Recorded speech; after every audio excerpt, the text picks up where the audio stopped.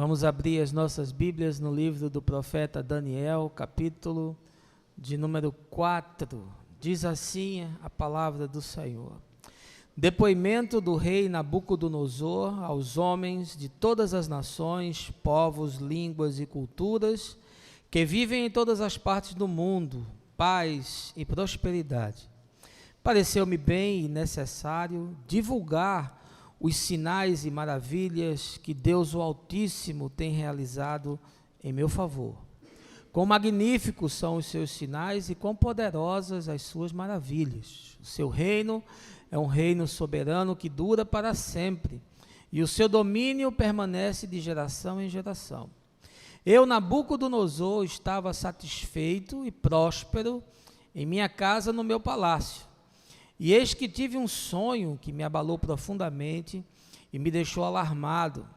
Estando eu repousando em minha cama, os pensamentos e visões que passaram pela minha mente preocuparam-me sobremaneira e me apavoraram. Por esse motivo, determinei expressamente que todos os sábios fossem trazidos à minha presença para interpretarem o pesadelo que tivera. Assim que os magos e místicos chegaram, contei-lhes o sonho. No entanto, eles não conseguiram desvendá-lo para mim. Por fim veio Daniel à minha presença, e eu a narrei a ele que havia visto. Ele é chamado Beltesazar, em homenagem ao nome do meu Deus Bel, e creio que o espírito dos santos deuses está nele. Então falei com ele, Beltesazar, chefe dos sábios e dos magos, sei que o espírito das santas divindades habita em ti, e que nenhum mistério é difícil demais para que o reveles. Sendo assim, vou contar-te o meu pesadelo. Esclarece o seu sentido, pois, para mim. Estas são as visões que me ocorreram quando estava deitado em minha cama. Eis que olhei e diante de mim estava uma árvore muito alta no meio da terra. A árvore cresceu tanto que a sua copa encostou-se ao céu e podia ser avistada até os confins da terra. Tinha belas e viçosas folhas, muitos e saborosos frutos e produzia com tanta fartura que todas as pessoas do mundo podiam se alimentar dela.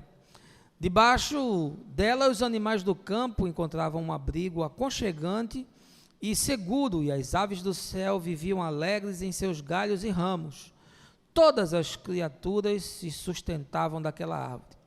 Então, nas visões que tive, deitado em minha cama, observei e vi claramente diante de mim uma sentinela, um santo anjo que descia do céu. E eis que ele bradou em alta voz: derrubai, pois, a árvore, cortai-lhe os ramos, sacudi todas as suas folhas e espalhai o seu fruto. Afugentem-se todas as criaturas abrigadas debaixo dela e as aves dos seus galhos.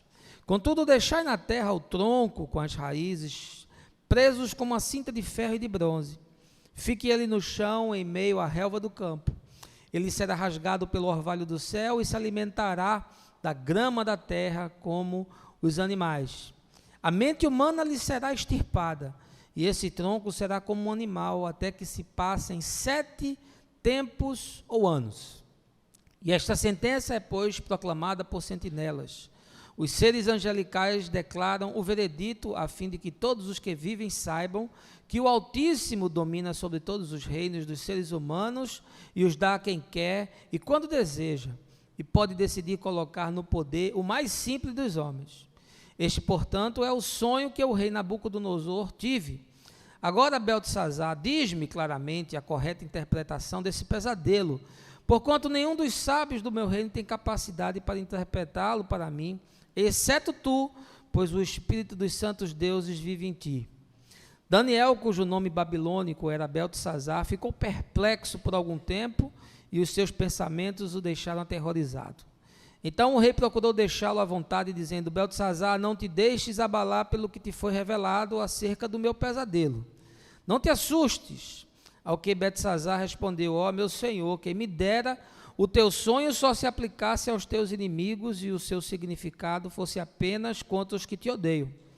A árvore que vistes, quando desenvolveu e ficou imensa, cuja copa chegava até os céus e podia ser vista em toda a terra, com folhagem exuberante e generosa em frutos, na qual havia alimento para todos, abrigo para os animais do campo e morada segura para as aves do céu em seus galhos fortes. Essa árvore, ó querido rei, és tu.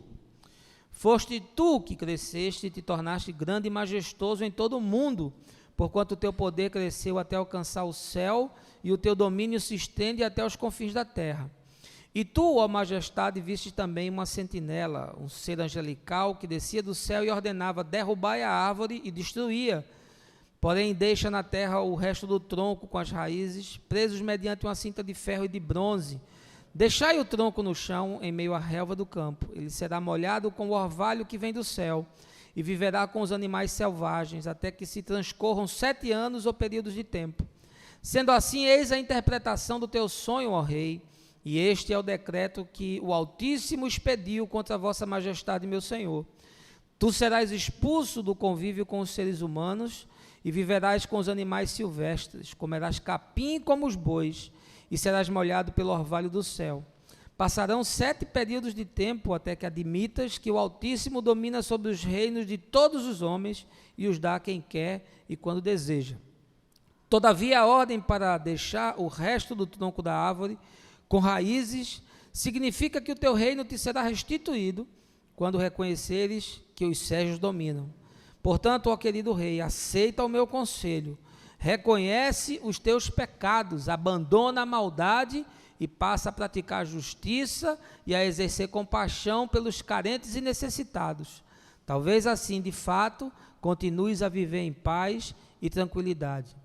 Afirmo, pois, que tudo isso aconteceu comigo, o rei Nabucodonosor, 12 meses mais tarde, quando o rei estava caminhando pelo terraço do palácio real da Babilônia. Comecei a meditar: acaso não é esta a grande Babilônia, que eu mesmo edifiquei para ser minha residência e capital do meu reino, mediante a força do meu magnífico poder e para a glória da minha majestade? E o rei ainda estava balbuciando estes pensamentos consigo mesmo, quando veio do céu uma voz que declarou: eis que esta é a tua sentença, ó rei Nabucodonosor. Toda a tua autoridade real te foi tirada. Serás expulso do meio dos homens e tua morada será entre os animais silvestres. Te alimentarás de capim como os bois, e passarão 7 tempos até que reconheças que o Altíssimo tem todo o domínio sobre os reinos dos seres humanos e os concede a quem quer e quando deseja. E naquela mesma hora, a palavra se cumpriu integralmente sobre Nabucodonosor, e ele foi expulso do meio dos seus e de todos os homens, e começou a comer grama na companhia de bois. O seu corpo passou a ser molhado pelo orvalho do céu, até que seus cabelos e pelos crescessem como as penas das águias, e as suas unhas como as garras das aves. Contudo, ao final daqueles dias, eu, Nabucodonosor, ergui os meus olhos aos céus e percebi que o meu entendimento havia retornado. Então comecei a bendizer o Altíssimo, louvei e glorifiquei aquele que vive para sempre. A sua soberania, sim, é eterna. O seu reino, sim, permanece inabalável de geração em geração. Todos os povos da terra são como nada diante dele. Ele age como bem lhe apraz, com os exércitos dos anjos e com os habitantes da terra. Ninguém é capaz de se opor à sua vontade ou questioná-lo, dizendo: explica-te, por que ages assim? Sim, naquele momento voltou-me o bom juízo e eu recuperei a honra e a majestade e a glória do meu reino. Meus conselheiros e os nobres me procuraram. Meu trono me foi restaurado e minha grandeza veio a ser ainda maior que em tempos passados. Agora, pois, eu, Nabucodonosor, louvo, exalto e glorifico o Rei dos céus, porque todo o que ele faz é certo e todos os seus caminhos são justos e verdadeiros. E ele tem poder para humilhar aqueles que vivem com arrogância. Essa, irmãos, é a palavra do Senhor num texto extraordinário que revela parte importante da história e que eu desejo é que ele não seja apenas a narrativa dos feitos de Nabucodonosor, mas que, sobretudo, ele saia das páginas do profeta Daniel e ganhe concretude, singularidade, aplicação, materialidade, discernimento na sua própria vida.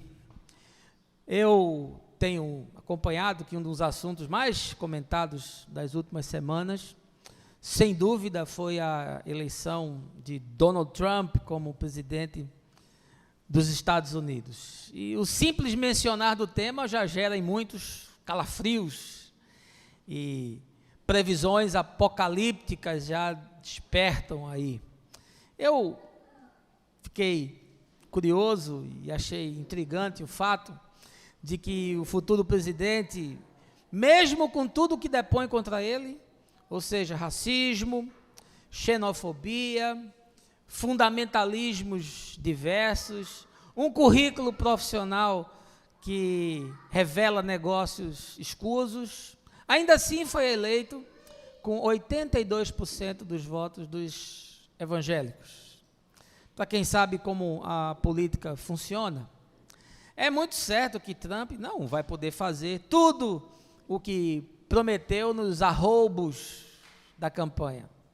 Por detrás do presidente há lobbies enormes, como por exemplo da indústria de armamentos, os judeus que comandam o capital em Wall Street, as 30 famílias mais ricas, além obviamente de deputados, de senadores do Congresso. Na verdade, são tantos acordos, são tantos conchavos, que quem governa acaba tendo uma margem muito estreita de manobra, quase como seguir um script. Agora, eu penso que muito mais importante do que nós nos preocuparmos com Trump, é fazermos a leitura correta do que está acontecendo no mundo, como um fenômeno político, social e econômico.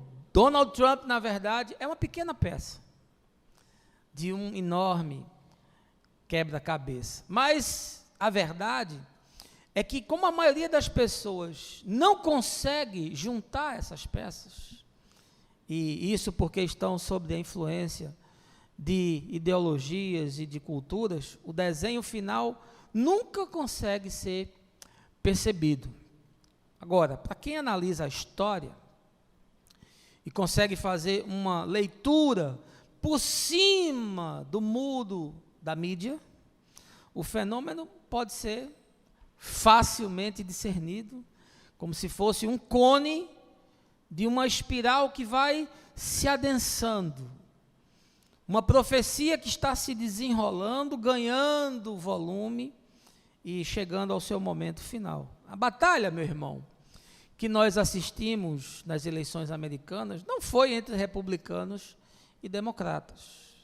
Muito menos entre os personagens de Hillary Clinton e Donald Trump, mas entre forças muito mais poderosas, potestades espirituais que influenciam e movem os modelos político-econômicos da sociedade contemporânea.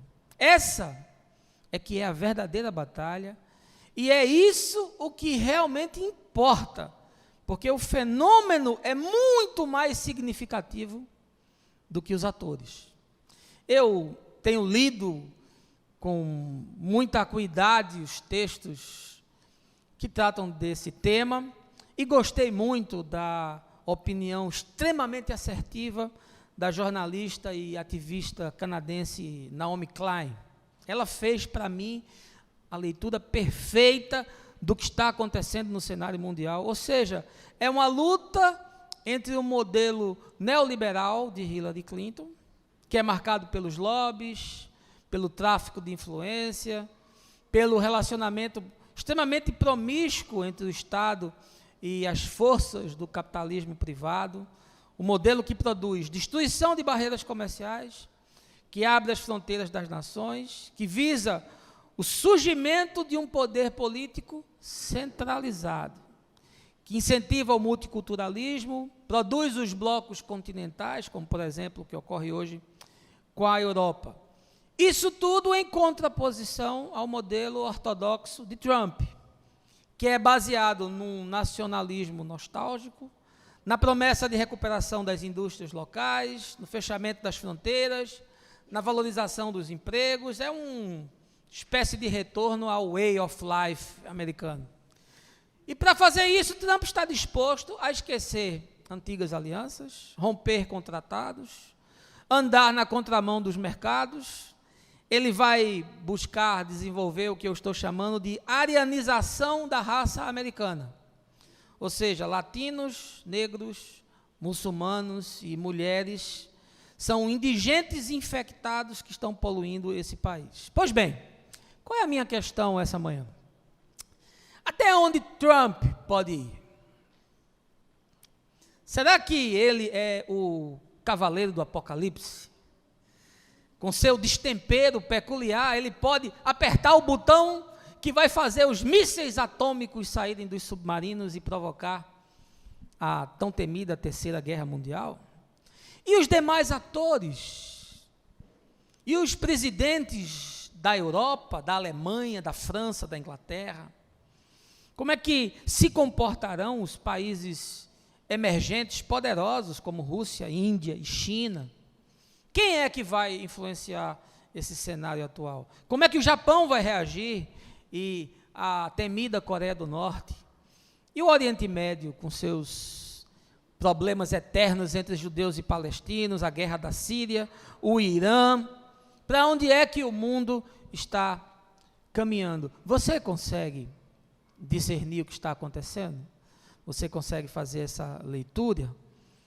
Qual é o episódio que nós estamos vivendo na saga dos homens sobre a terra? E a questão talvez principal, o que Deus tem a ver com isso? Será que Deus interfere na história? Deus é protagonista ou Deus é passageiro de um trem que está desgovernado? E para tratar desse tema e tentar trazer alguma luz sobre essas questões, eu queria analisar a vida desse homem poderoso, Nabucodonosor, rei de um império que dominava o mundo inteiro, comandando a antiga Babilônia. Mas eu não queria fazer isso sem lhe convidar antes a um momento de oração. Baixe a sua cabeça, feche os seus olhos. Senhor, nós estamos diante de um cenário profético, não tenho nenhuma dúvida que o painel que se revela começa a nos mostrar como as peças se encaixam para compor no mosaico da história humana o epílogo, o capítulo final e o desfecho, e o que aquieta o nosso coração e nos dá a plena certeza em fé da tua vitória é que tudo já está escrito e no final tu serás o único vencedor. Tu continuas assentado no teu trono, nada te escapa, nada foge do teu controle. Tu és Deus eterno, tu és de eternidade a eternidade. Portanto, essa manhã abre o nosso entendimento, aguça os nossos sentidos para percebermos a natureza do fenômeno e nos precavermos contra tudo aquilo que polui o coração, que faz mal à alma e que desvia o homem do seu caminho. Dá-nos a tua paz, Senhor, e o prazer de te servir com alegria, no nome de Jesus. Amém. Deixa eu lhe convidar para você voltar 2.600 anos e entrar no poderoso império babilônico, uma nação que começou a despontar no cenário mundial de então como uma grande potência, valendo-se sobretudo da decadência de um império que lhe antecedeu, que foi o Império Assírio. O livro do profeta Daniel, escrito aproximadamente 605 a.C., revela que por trás de impérios, de reinos, de nações, existem também outras forças operando de natureza espiritual, política e global. Se você ler Daniel, você vai perceber que há no mundo tempos que são próprios para as manifestações do que eu chamo de atores invisíveis. Eles se manifestam através da confluência de forças e fazem um casamento com poderes políticos, culturais, religiosos, econômicos, que estão em curso no mundo. Ou seja, os atores visíveis, gente de carne e osso, gente igual a mim e a você. 626 a.C., Nabopolassar foi firmado como rei da Babilônia, depois dessa ruína do Império Assírio. Após a morte desse homem que abriu fronteiras, assumiu o seu filho, Nabucodonosor, e ele tomou as terras que a Assíria não havia tomado. Inclusive, nessas conquistas, o reino do sul, o reino de Judá, foi tomado. Esse, portanto, era o desenho do mundo, era um mundo babilônico, com sua cultura própria, com suas crenças e religiões, manifestações politeístas, um mundo baseado na conquista, um povo violento, que subjugava os seus adversários e que lhes impunha o aculturamento com as práticas e com as crenças do seu povo, que nós às vezes não nos apercebemos, é que essas conjunturas, que são muito patentes à nossa observação, elas estão compostas de um cenário mais amplo, de coisas que não nos são perceptíveis, de acontecimentos que nos estão suprimidos, porque nós não podemos vê-los com os olhos normais, só é possível discerni-los com os olhos espirituais. Mas quando você começa a ver a profecia se juntando com a história, aí fica tudo muito claro. E no livro de Daniel, você vai perceber que há uma profecia no capítulo 2 que coloca a história dentro de um determinado eixo. Nesse capítulo 2, Nabucodonosor tem uma outra visão. Dizem que Nabucodonosor parece que gostava de queimar um fumo e ele vivia tendo visão, né? Nessa visão, ele viu uma grande estátua, e essa estátua tinha a sua cabeça de ouro, ela tinha o peito e os braços de prata, o ventre e os quadris de bronze, as pernas de ferro e os pés de ferro e de barro. E Daniel fez a interpretação dessa visão e disse para o rei o seguinte, que essa estátua representava, na verdade, reinos que iriam se suceder na história da humanidade. Começando pelo próprio Império Babilônico, que era essa cabeça de ouro, depois passando pelo Império Persa, seguido do domínio do Império Grego e culminando, portanto, no Império Romano. Era uma profecia que apontava para a construção do que aconteceria nos blocos econômicos e políticos do mundo nos séculos seguintes. Agora, quando você analisa o fenômeno de forma mais ampla, você percebe que o encadeamento de todos aqueles fatos servia a propósitos muito maiores. Por exemplo, o povo de Judá e de Israel foi levado ao cativeiro por Nabucodonosor. Era um império que impôs a sanção, e depois um outro imperador, que foi Ciro, o persa, foi usado para libertar esse mesmo povo e permitir que ele voltasse e reconstruísse a nação, e reconstruísse o templo, e reedificasse a cidade de Jerusalém. O que eu entendo que o livro de Daniel nos ensina é que há uma simbiose, é que há um casamento entre as nações e as suas idiosincrasias, as suas características, com esses poderes que são invisíveis. E essas potestades espirituais, elas agem negativamente na história, e elas se aproveitam da cultura, da política, da economia, de todos os elementos que são criados pelos homens, processam essas coisas nos ambientes espirituais e retornam numa potência muito alta para que esse sistema seja retroalimentado. Deixa eu lhe dizer uma coisa. Nabucodonosor achava que era o cara. pensou que ele era capaz de dominar todas as coisas. Só não discerniu que ele era só um representante numa maquete. Trump é o Nabucodonosor dos nossos dias. Presidente eleito de um grande império.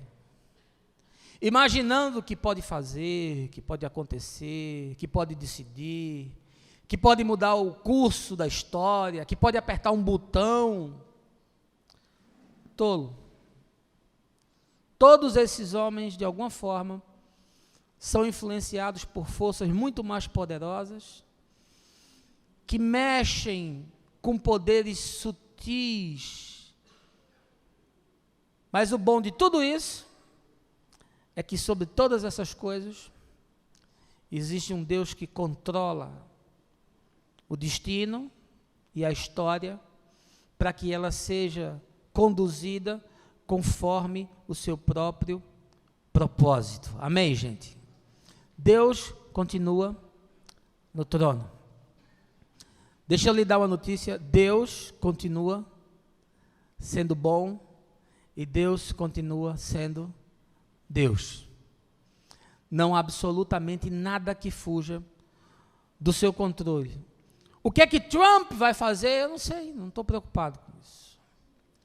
Aquele que governa sobre todas as coisas vai escrever o epílogo da história. Se vai ser agora, se vai ser depois, eu não sei. Mas eu olho para o fenômeno. Eu estou prestando atenção no desenho, na conjuntura mais ampla. Eu estou expandindo o meu olhar e aprendendo com aquilo que a Escritura nos revela, de tal forma a discernir algo muito maior que está se precipitando, que é o Apocalipse.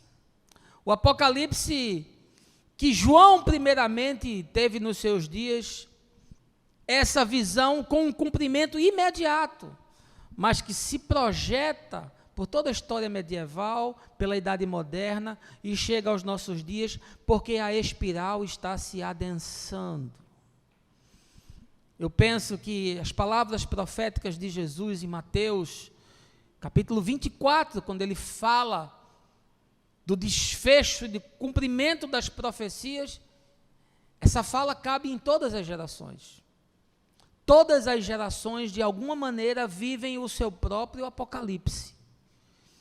E os fatos estão ganhando consistência, e a espiral está se adensando. Portanto, quando eu me atenho a esse capítulo 4, eu busco tirar quais são os princípios que podem nos ajudar a discernir o fenômeno que está acontecendo. Quais são as implicações políticas, econômicas, culturais, religiosas? Quais sinais nós podemos perceber e que lições Nabucodonosor nos chama para nós aprendermos e refletirmos, e sobretudo estarmos atentos e não sermos massa de manobra, nem marionete que se assusta e que está impregnada com uma mídia extremamente conivente, que não é isenta, que não sabe dizer e relatar os fatos, mas sempre, de alguma forma, está empurrando aqueles que não têm o discernimento para que eles sejam cooptados por um propósito que serve a outros interesses. Eu queria tirar 5 lições do capítulo 4 do profeta Daniel sobre o fenômeno histórico, o que nos revela o reino de Nabucodonosor e o que podemos aprender sobre a soberania de Deus. Primeira coisa que eu percebo que o texto nos ensina é que nós precisamos aprender a fazer uma leitura da história em todas as suas perspectivas. Versos de 6 a 9, aí do capítulo 4. Diz assim: por esse motivo determinei expressamente que todos os sábios fossem trazidos à minha presença para interpretarem o pesadelo que tiveram. Assim como que os magos, os místicos, chegaram a contar-lhes o sonho, no entanto, eles não conseguiram desvendá-lo. Por fim veio Daniel à minha presença, e eu narrei a ele o que havia visto. Ele se chama Beltesazar, em homenagem ao nome do deus Bel, e creio que o Espírito dos deuses está nele. Então falei a Beltesazar, chefe dos sábios e dos magos: sei que o Espírito das santas divindades habita em ti, e que nenhum mistério é difícil demais para que os revele. Sendo assim, vou contar-te o meu pesadelo, esclarece o seu sentido, pois para mim. Primeira coisa, meu irmão, que eu quero que você aprenda, é que você tem que estar apto a discernir o que está acontecendo. Não é a mídia que tem que te influenciar. Não é a tua convicção política partidária que tem que te influenciar. Não são as filosofias de mercado, nem os gurus de Wall Street que tem que te influenciar. Nem, por outro lado, os postulados marxistas, se você tem uma tendência de esquerda. Você não tem que ser nem de um lado, nem do outro. Você é do Evangelho. Você é de Jesus. Você é um membro, não do reino dos Estados Unidos, nem do reino britânico, que faz um movimento de se retirar dessa composição hegemônica do bloco europeu, e isso tem um significado muito grande. Faça uma leitura das entrelinhas, perceba o que está acontecendo para além do imediato. Você e eu somos chamados a discernir o tempo. Paulo diz que nós temos a mente de Cristo. Em nós habita o Espírito que ressuscitou a Jesus dentre os mortos. Você tem a possibilidade de ter uma conexão espiritual com o Todo-Poderoso. Isso muda tudo. Você tem uma sensibilidade para perceber que não só o natural está se movendo, mas o sobrenatural está se movendo. Não seja ingênuo ao ponto de pensar que tudo está acontecendo é obra do acaso, é o curso do destino, foram as forças de mercado, são as tendências políticas de uma nação, são as influências culturais, é a revolta americana que perdeu muito nos últimos anos com o modelo neoliberal e que dá uma resposta nas urnas, buscando uma política que olhe mais para dentro e menos para fora. Sim, tudo isso acontece. Mas isso faz parte de algo muito maior, de um fenômeno muito mais amplo, com dimensões muito mais extensas. E nós não podemos ser ingênuos para não fazer essa leitura. Conta aqui o texto que o rei de Babilônia teve uma visão que lhe perturbou, e era um homem que podia tomar decisões. Era um homem que tinha muita influência. Era um homem que controlava um exército a seu serviço. Era um homem capaz de dar uma ordem e destruir uma outra nação. E ele chamou os magos, ele chamou os místicos, ele chamou os bruxos, ele chamou os feiticeiros, ele chamou os gurus, ele chamou os seus consultores, ele chamou os seus ministros, ele chamou os seus secretários, ele chamou os grandes empresários, ele buscou aqueles que fazem projeções, mas nenhum deles pôde dizer o que ia acontecer. Nenhum deles conseguiu fazer a leitura do fenômeno. E, portanto, por último, foi chamado Daniel. Daniel era um estrangeiro, um homem que não fazia parte daquela cultura, que não tinha o sangue daquela gente, que não se sentia pertencente àquela história, mas era um homem que conhecia Deus. E quando o rei contou o sonho para ele, imediatamente ele fez a leitura. E o Espírito Santo revelou para ele o que iria acontecer. Não só nessa visão, mas na outra que eu falei, que tem uma amplitude maior, porque revela não só o que se passa com o Império Babilônico, mas com os impérios que iriam suceder, com os reinos que iriam se levantar. Portanto, a primeira coisa que eu quero lhe alertar é que você não deve se impressionar demais com o jornal. A primeira coisa que eu quero lhe alertar é que você não deve ficar sendo guiado por guru, que você não deve ser influenciado por ideologia política, que você não deve ser marionetado por nenhum tipo de filosofia humana, mas que você precisa ter o discernimento espiritual que vem do alto. O seu reino é outro, você faz parte de um outro tipo de governo, você é cidadão de uma outra esfera de poder. Você, conforme Paulo fala na carta aos Colossenses, capítulo 1, se não me engano, verso 13, foi transportado do sistema do mundo para o reino do Filho do seu amor. Você não é um passageiro desse trem. Você, apesar de estar na história, você não é governado pela história. Há um que é o Senhor, que tem o controle de todas as coisas, que cuida de você, que diz que sabe todos os cabelos que você tem na cabeça, e que conspira a seu favor, de tal forma que nada lhe sucede que não seja para, de alguma forma, ao final, se reverter em bem para a sua vida. Amém? Primeira coisa, que Nabucodonosor, o homem mais poderoso do mundo, no seu tempo, rei sobre o maior império da terra, nos ensina: aprenda a discernir o que está acontecendo. Tire seu olhar daquilo que é imediato, daquilo que é rasteiro, daquilo que está impregnado pelo olhar de outros, e olhe por cima do muro das hipocrisias, como diz o poeta. Olhe por cima do muro da mídia, olhe por cima do muro das filosofias, e perceba o desenho que está se compondo. O desenho é muito mais amplo. A luta jamais foi entre Hillary e Trump.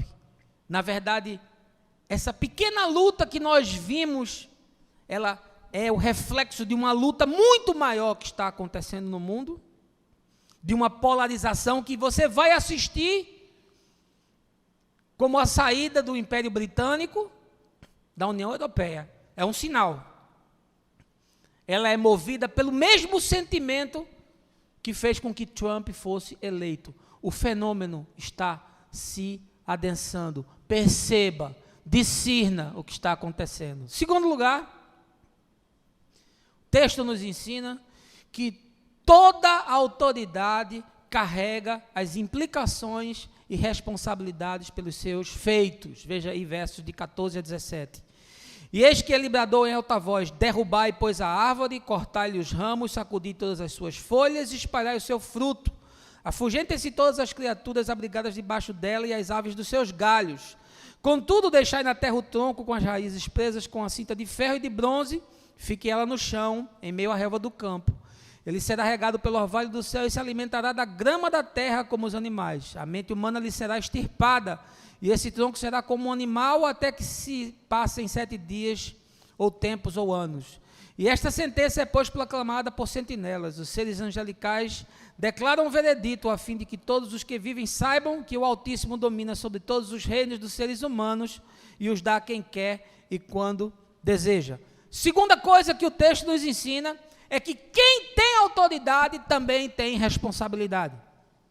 Paulo, quando fala sobre essa mesma questão no capítulo 13 de Romanos, diz: nenhuma autoridade pode ser dada sem que ela proceda de Deus. Quando Jesus vai ser preso no Getsemane, na noite da quinta-feira, os soldados que foram enviados pela guarda do Sinédrio vão trancá-lo ali no palácio do sumo sacerdote para ser escrutinado. Pedro tenta uma reação violenta e Jesus diz: pare, porque se eu quisesse, nesse momento, forças espirituais, milícias celestiais viriam para combater ao meu favor. Ele disse: a minha vida eu a dou, ninguém a toma de mim. Texto de Filipenses capítulo 2 diz que o Pai o exaltou e lhe deu um nome que está acima de todo nome, para que ao nome de Jesus se dobre todo joelho nos céus, na terra, debaixo da terra, toda língua confesse que Ele é o Senhor. Não há autoridade na terra que não tenha sido dada por Deus, mas toda autoridade implica em responsabilidade pelos seus feitos. Você acompanhou, nos últimos dias, 2 ex-governadores serem presos. É um fato inédito. Eu acho que isso não aconteceu em canto nenhum do mundo, na história. O sujeito que construiu o presídio e inaugurou, agora faz parte como habitante dele, por causa do descaso, por causa do escárnio com a vida humana, por causa da contravenção, por causa da corrupção, por causa da negociata, porque imaginou que era alguém que não respondia à carne e a sangue. Mas a autoridade que foi dada implica em responsabilidade. Está acontecendo uma mudança no Brasil. É preciso olhar ela para além do fenômeno histórico. É preciso olhar ela para além da extrema limitação reducionista que nos coloca entre a direita e a esquerda. Por favor, meu irmão, por favor, largue isso, deixe de ser tolo. Não pense que a briga é entre PT e PSDB, por favor, olhe para a história, perceba as construções espirituais que estão por sobre tudo isso. Não há autoridade que não tenha responsabilidade. E o texto diz que o impacto disso é tão violento que afeta o planeta. Essa representação simbólica de Nabucodonosor como uma árvore, na qual os animais vinham se proteger e as aves do céu se aninhavam, nos dá a perfeita revelação de que um homem numa posição como essa tem poder de ferir, inclusive, o planeta. Ora, o que é que esses dirigentes fazem quando poluem o ar? O que é que esses homens poderosos fazem quando extraem do planeta aquilo que o planeta não é mais capaz, não suporta, porque está entrando em processo de agonia, a tal ponto que nunca se falou tanto em se encontrar um outro planeta, sabe por quê? Porque já se começa a perceber que a Terra não vai suportar. Steve Hawkins essa semana falou que nós devemos buscar a possibilidade de existência em um outro planeta, porque ele acha que em 200 anos a Terra se tornará inviável. O que ele ignora é que aquele que tem controle sobre todas as coisas vai intervir muito antes disso, para que a história chegue ao seu final debaixo da sua vontade. Toda a autoridade carrega a responsabilidade pelos seus feitos, inclusive os impactos sobre os indefesos. O estado do Rio de Janeiro está sucateado.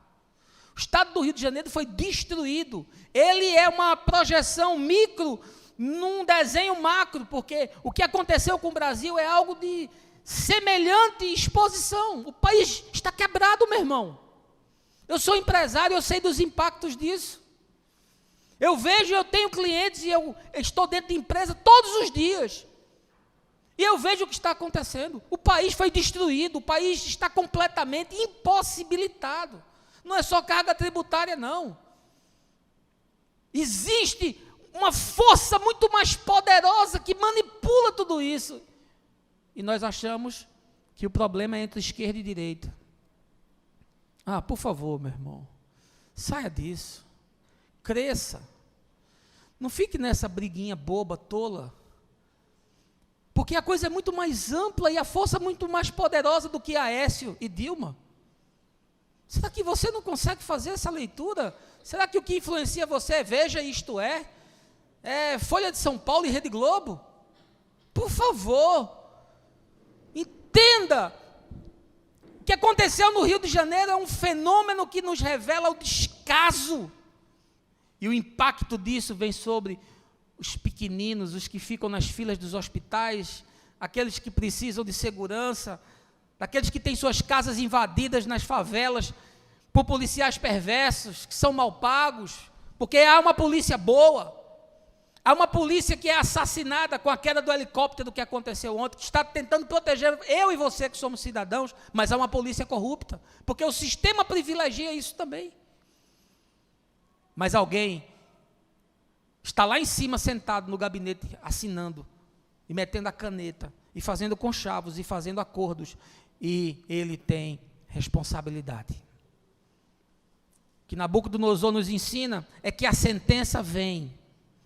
Eu me alegrei com a prisão de Sérgio Cabral, eu me regozijei com a desgraça de Garotinho, eu estou soltando pilhéria e dizendo, é pouco, eu queria que fosse mais. Não, eu estou me alegrando porque a justiça está sendo feita. E eles têm que ser presos? Sim. E tem que pagar? Tem. E se a família estiver envolvida, tem que ser presa também. Mas eu não me alegro com a desgraça do homem.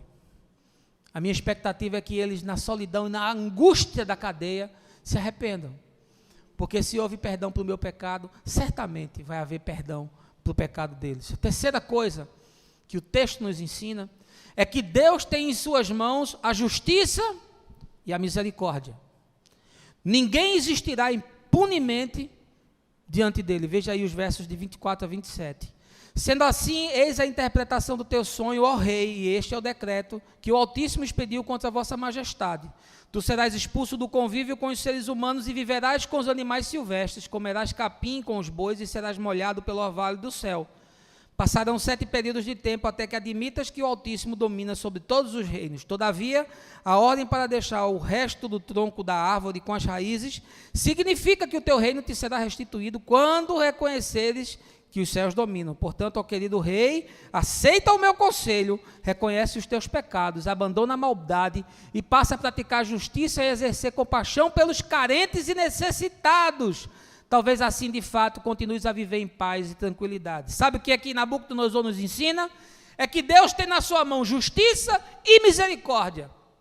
E ninguém passará impunemente diante dele. A soberba de Nabucodonosor, a prepotência de Nabucodonosor, a perversidade de Nabucodonosor, o egoísmo de Nabucodonosor causaram a sua sentença. E o juízo veio sobre ele, porque bastou um estalo de dedo no céu e o homem descerebrou, virou bicho, começou a comer capim pelo talo. As unhas cresceram, os cabelos do corpo, ele virou um papafigo, meu irmão. Uma linguagem da gente aqui do Nordeste. Não é porque a gente não chama lobisomem, não, a gente chama papafigo. O nordestino é sempre diferente. A gente é inusitado. Nabucodonosor virou um papafigo. O homem poderoso que estava sentado sobre os jardins da Babilônia começou a comer raiz de planta, começou a grunhir, feito bicho. E passou um tempo até que ele pudesse reconhecer o seu próprio equívoco. Meu irmão, Paulo nos ensina sobre esse mesmo princípio, dizendo que aquilo que o homem semear, isso também ceifará. É um princípio espiritual. E certamente, se o juízo não vem dentro do espaço da própria vida do indivíduo, ele virá o depois. Mas ninguém passará incólume diante de Deus. O sistema judiciário brasileiro é um dos mais falhos e perversos do mundo. Essa semana você viu aí que mais de 1/3 dos processos contra políticos no STF prescrevem por falta de julgamento. Você está vendo aí um Renan Calheiros com, se não me engano, 9 processos contra ele, continuando a ser o comandante de uma das esferas do Legislativo, que é o Senado da República. Você está vendo aí todo tipo de desmando acontecendo por um sistema judiciário falido.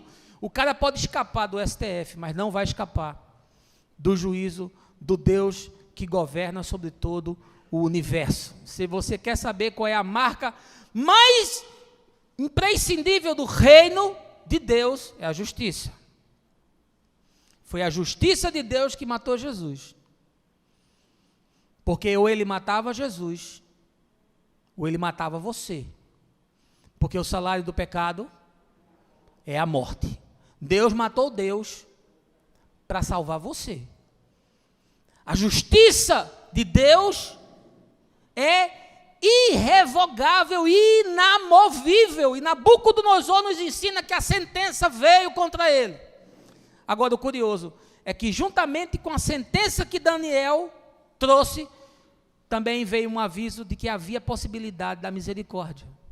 Porque ele disse: rei, te arrepende, move o teu coração, quebranta a tua alma, discerne os teus equívocos, tem coragem de te olhar no espelho, percebe o que está acontecendo, olha para os pobres e necessitados.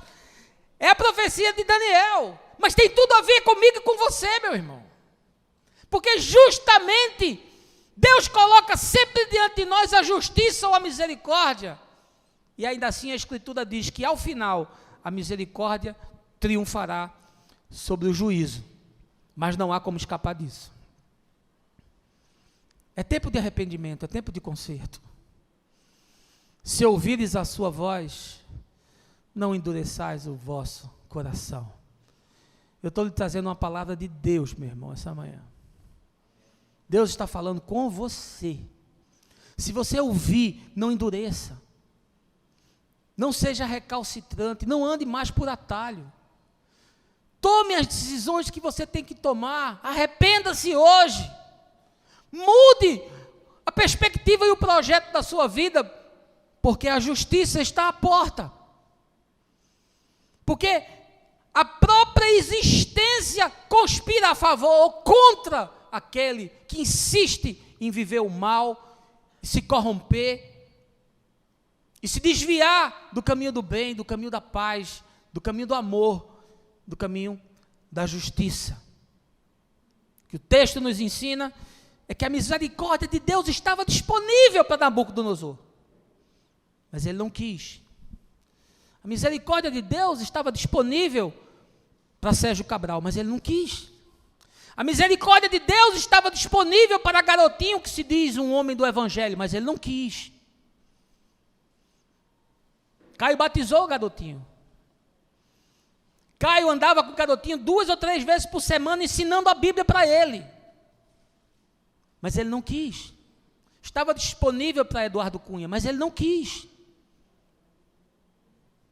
Está disponível para Marcelo Odebrecht, mas ele não quis. E você? Você quer? Você prefere a misericórdia ou o juízo?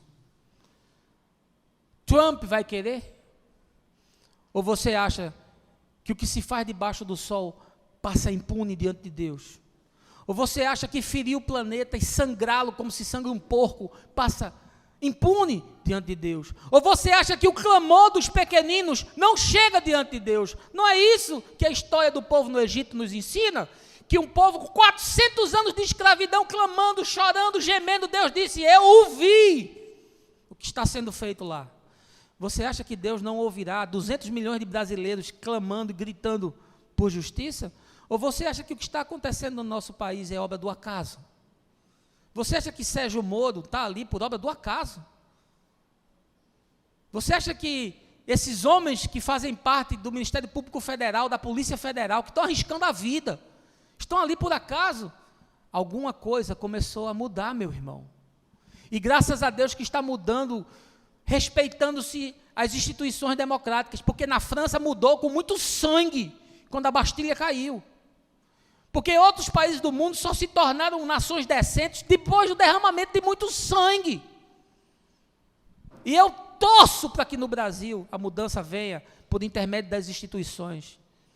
Ainda que a gente tenha um Lewandowski no Supremo Tribunal Federal, ainda que a gente tenha um Renan Calheiros no Senado Federal, ainda que a gente tenha um Temer na presidência da República. Mas eu espero que a mudança venha, e se você orar, e se você se humilhar, e se você clamar pelos céus, a Escritura nos ensina que o Senhor vai ouvir, e vai nos libertar dessa escravidão. Quarto lugar, texto de Daniel nos ensina que a altivez e a dureza do coração humano cauteriza a consciência e desumaniza a alma. Veja aí os versos de 29 até 33. 12 meses mais tarde, quando o rei estava caminhando pelo terraço do palácio da Babilônia, começou a meditar: acaso não é esta a grande Babilônia que eu mesmo edifiquei para ser minha residência e capital do reino, mediante a força do meu magnífico poder e para a glória da minha majestade? E o rei andava balbuciando esses pensamentos consigo mesmo, quando veio do céu uma voz que declarou: eis que é a tua sentença, ó rei Nabucodonosor, toda a tua autoridade te foi tirada, serás expulso do meio dos homens, e a tua morada será entre os animais silvestres, te alimentarás de capim como os bois, e passarão 7 tempos até que reconheças que o Altíssimo tem o domínio e o poder sobre os reinos. E naquela mesma hora a palavra se cumpriu integralmente sobre Nabucodonosor, e ele foi expulso do meio dos seus e de todos os homens, e começou a comer grama em companhia de bois.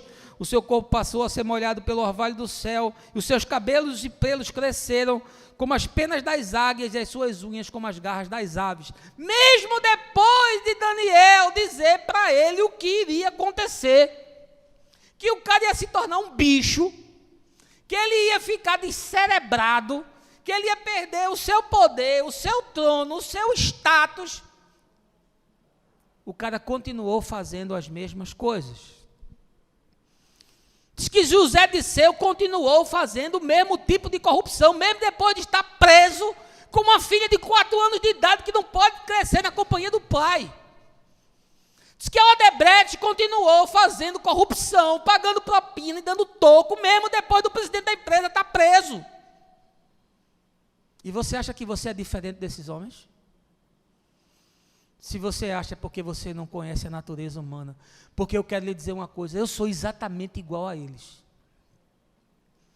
A única diferença é que eu tenho me permitido ser molestado pelo Espírito de Deus, de tal forma que eu tente, de alguma maneira, me afastar e me desviar do mal. É a única diferença. Porque a minha inclinação é tão perversa, tão doente quanto a deles. Nabucodonosor, mesmo sendo advertido de que viria uma sentença duríssima contra ele, continuou, e diz aqui que estava no seu palácio dizendo: olha tudo isso que eu fiz, olha como eu sou poderoso, olha como eu sou majestoso, olha como tudo isso é feito para a minha glória e para o meu próprio enriquecimento e engrandecimento. E aí veio uma sentença do céu e disse: chega!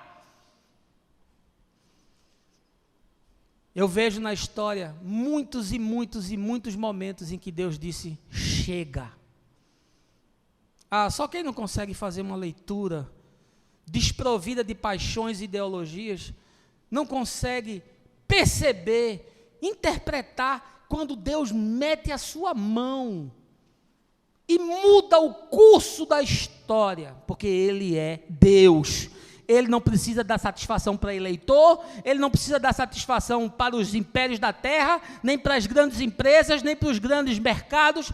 Deus é o Senhor, Ele faz o que Ele bem entender. Ele é soberano.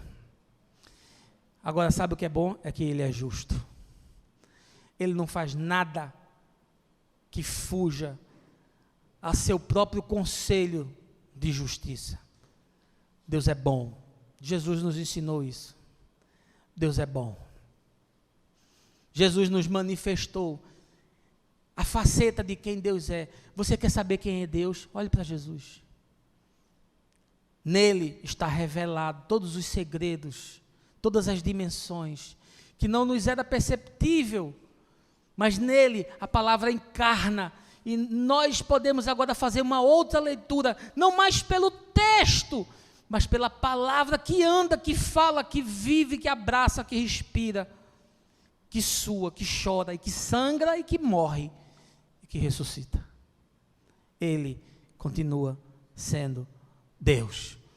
Meu irmão, nosso coração é duro, e a consciência vai ficando cauterizada, e a alma vai se dessignificando, nós vamos nos desumanizando, nós acabamos virando Nabucodonosor, comendo capim pela raiz.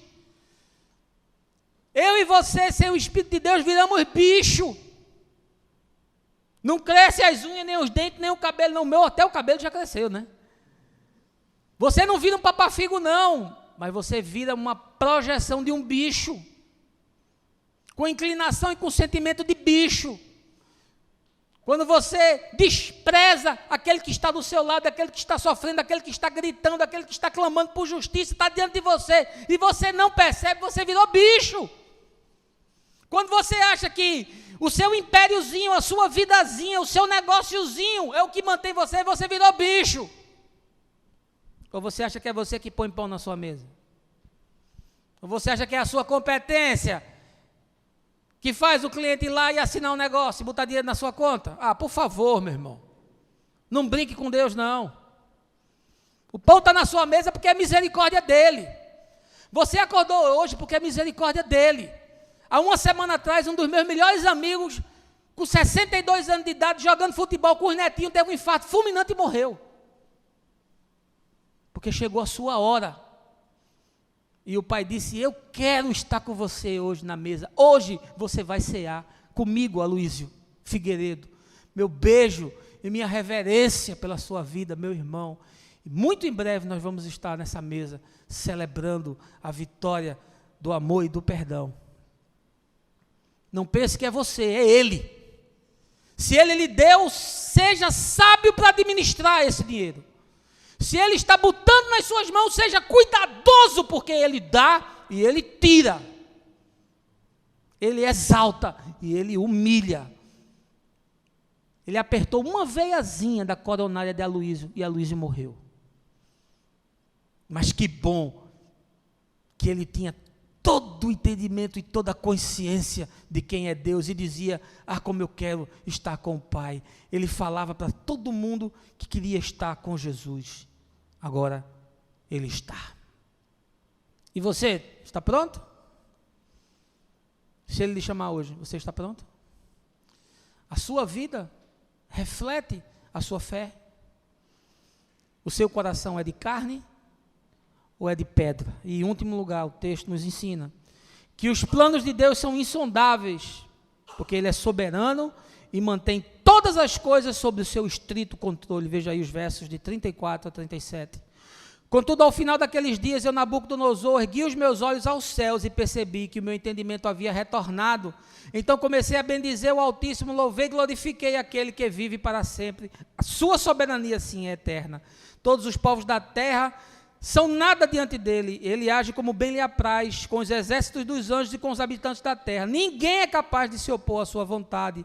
Naquele momento voltou-me o bom juízo, e eu recuperei a honra, a majestade e a glória do meu reino. Meus conselheiros e os nobres me procuraram, meu trono foi restaurado e minha grandeza veio a ser ainda maior. Agora, pois, eu, Nabucodonosor, exalto e glorifico o Rei dos céus, por tudo o que ele faz é certo, e todos os seus caminhos são justos e verdadeiros. Agora Nabucodonosor virou crente, né? Começou a comer capim pela raiz, beber água feito cachorro, dormir debaixo do sereno, do relento, feito lobo, vivendo como bicho, sem nenhum entendimento. E aí, depois do tempo que havia sido previsto, a sua consciência retorna, e aí ele pode discernir que Deus é Deus. E você, meu irmão, o que é que você precisa para você reconhecer isso? Você precisa de uma intervenção na sua história? Você precisa de uma tragédia para lhe botar no trilho? Para lhe tirar da sua dormência? Para lhe fazer acordar e perceber as coisas? Para lhe tirar do seu egoísmo? Para lhe tirar do seu mundozinho autocentrado? Para fazer você despertar para outras coisas? Para colocar as suas prioridades no lugar certo? O que é que você precisa? Você precisa virar bicho, feito Nabucodonosor? Porque não se engane, o amor de Deus é firme. Deus não cede aos nossos caprichos, às nossas chantagens, aos nossos melodramas. A gente tem um filho, o filho faz uma chantagemzinha, a gente se quebra, né? O menino faz birra, faz confusão, faz tudo, a gente se rende. Eu não me rendo não, viu? Pergunta a Gabriela. Mas eu vejo os pais sendo manipulados pelos filhos e muitas vezes, inclusive, sendo acusados, recebendo na cara as acusações que os filhos maliciosamente fazem. Diz assim, você não me dá atenção. Você não fica comigo, você não me dá tempo, você só pensa em trabalhar. Quantas vezes eu já vi filho jogando isso na casa do pai, para fragilizar o pai, para fragilizar a mãe, para que os seus propósitos sejam alcançados. Meu irmão, Deus não cede a capricho, não. Deus mandou Jesus para a cruz, e quando ele gritou, Eli, Eli, lama sabactane, Deus meu, por que me desamparasse? Ele continuou no trono, porque havia um propósito maior por trás de tudo aquilo. Deus não vai afrouxar com você, não. E se Ele quiser, Ele vai permitir que as circunstâncias conspirem contra você, nesse momento, para conspirarem a seu favor lá na frente. Às vezes a gente não sabe, está passando uma tribulação, está passando uma luta, está num desespero de alma, está numa aflição, a gente não sabe, cadê Deus? Puxa, por que isso está acontecendo comigo? Porque é parte de um plano maior, meu irmão. Para você virar gente, não é para você virar crente, não. Porque crente até o diabo é, mas Deus quer que você vire gente. E Ele permitiu que houvesse uma intervenção na vida de Nabucodonosor, de tal forma que a consciência lhe voltasse e ele pudesse, enfim, discernir o que de fato estava acontecendo. Eu quero concluir, o tempo não me permite, o texto é muito rico, queria ter muito tempo para conversar com você, mas eu queria apenas lhe dizer o seguinte: não é Trump, nem Angela Merkel, nem Temer, nem a Regina Jade, nem Putin, nem nenhuma dessas forças que comanda o mundo. Sim, nós estamos vendo um desenho, a história está acontecendo diante dos nossos olhos, e a gente olha para as profecias, e olha para a história, e vê que eles estão casados, a gente vê que o desenho está acontecendo. Quem lê o Apocalipse com os olhos atentos ao fenômeno, começa a perceber que tudo está se encaixando. Eu vou para o Velho Testamento, eu vejo o desenho, eu vou para o Novo Testamento, eu vejo o desenho, porque o texto é atemporal. Ele está se cumprindo. Portanto, o meu desafio para você é que você perceba para além do muro. Por isso que toda mensagem minha tem uma articulação com algo que está acontecendo no mundo real. É por isso que vocês têm sempre sido expostos à mensagem que possui uma articulação com as coisas do mundo real. Porque não adianta eu lhe contar, meu irmão, a história de Moisés, não, a não ser que ela tenha uma conexão com a sua. Quantos eu conheço que sabem de todas as histórias da Bíblia, mas não conseguem abrir o jornal e interpretar o que está acontecendo hoje? Bem disse Karl Barth que nós devíamos ler a Bíblia e o jornal do dia. Desgraça é quando o sujeito não consegue interpretar nenhum, nem o outro. O meu desejo, a minha esperança é que você leia o fenômeno, perceba o que está acontecendo. E, sobretudo, você fique pacificado, porque Ele continua sendo bom, Ele continua sendo Deus. Que o Senhor nos abençoe, que o Senhor nos guarde, que você tenha uma boa semana, que você possa aplicar essa palavra ao seu coração, no nome de Jesus. Amém.